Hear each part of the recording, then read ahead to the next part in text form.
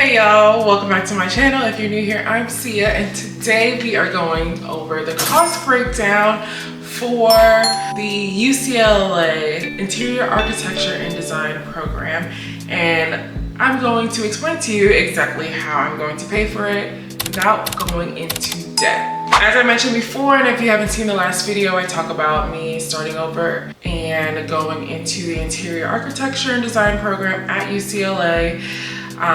It is the extension program where I will be able to get the certificate of interior design foundation level, which would allow me to work in the interior design field. It's something that I've been wanting to do forever, literally, and it's finally time that I'm going to do that.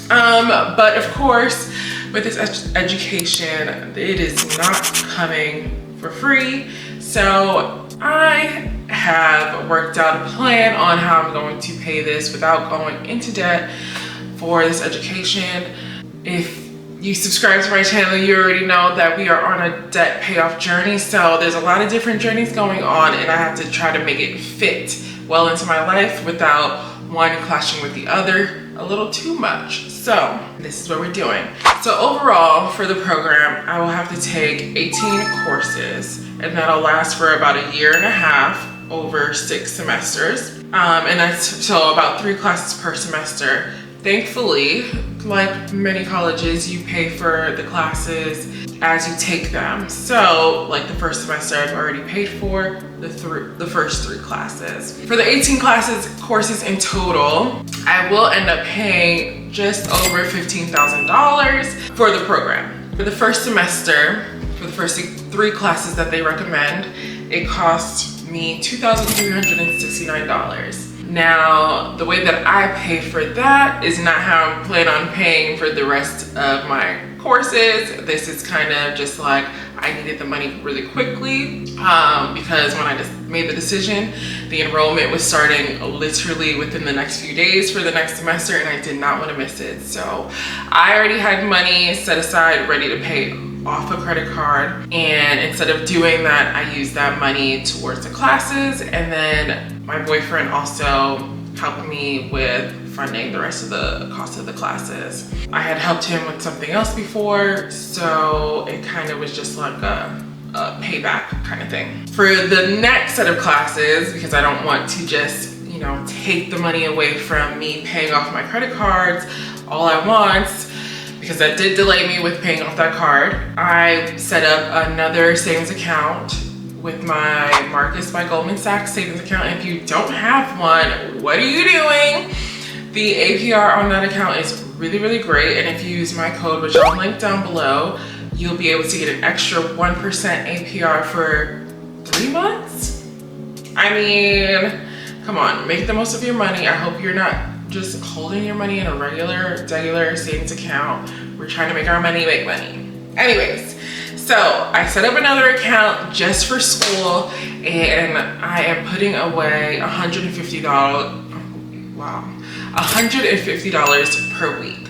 And that, by the time the next few classes come around, the enrollment for the next set of classes come around, I should have at least majority of the amount that I need to pay off these classes. So in this specific scenario, I'll give you the numbers. For the next set of classes, it's gonna cost me $2,533. Now, I'm not sure when enrollment is going to be, but I did estimate about 12 to 13 weeks. And when you multiply 12 by $150, you know that we're only getting $1,800. So obviously that's not enough. But for now, for the first at least 8 weeks, I'm just going to throw the $150 in there while I focus on continuing to pay off my debt and hopefully get that much lower.